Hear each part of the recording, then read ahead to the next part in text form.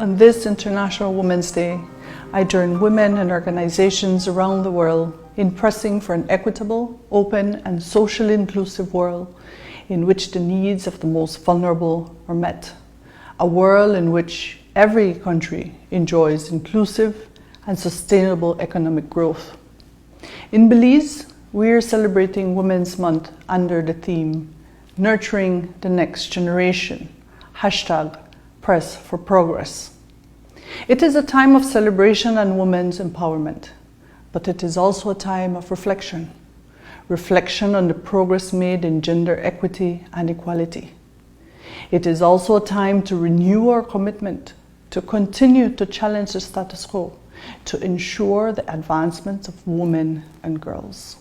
Over the years, we have witnessed a transformation in women's legal rights, educational achievements, and participation. Yet, while tremendous progress has been made, we cannot claim to be entirely free from stereotypes and gender biases, which tells us that our journey on the road to equality is far from over, and that more collective effort is needed if we intend to actively implement the 2030 Agenda for Sustainable Development. Globally, gender inequalities are pervasive in every stage of development. As a result, access to quality education and healthcare is still not universal, and women and girls are still overrepresented among the extreme poor, lacking access to clean water, proper sanitation, durable housing, and food security. In Belize, inequality can be seen in a low representation of women in political leadership and executive positions, as well as in stereotyping and continued violence against women.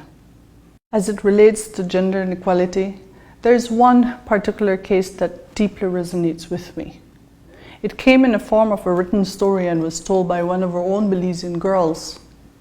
Neglected by her parents and feeling inferior within her male-dominated household, she often found herself between the homes of relatives and friends.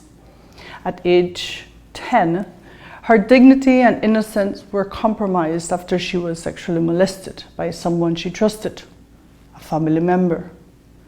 This traumatic experience led her to seek love in all the wrong places, becoming a teen mother who was forced to drop out of school.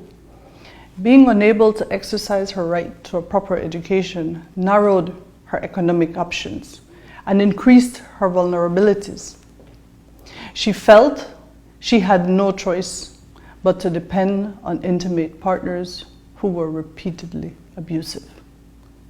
This story resonates with me because countless stories like hers are replicated in different forms across our country. Daily, women and girls are subjected to different types of injustices ranging from emotional and psychological abuse to physical altercations and sexual violence. As a result, these women and girls are unable to exercise their right to safety, a proper education, to work, reproductive health, and are ultimately unable to tap into their fullest potential.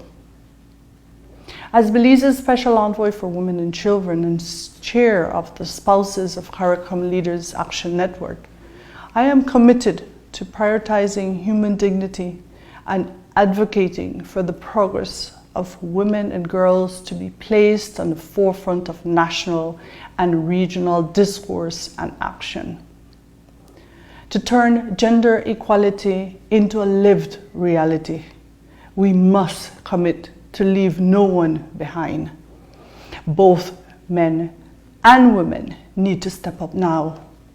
Through public action, we can put an end to inequalities and discrimination that suppress our women and ultimately our development. We need more policies and programs that work for women and girls, better data and greater accountability at all levels. Together, let us pledge to continue our work to press for progress and advance the status of our women and girls.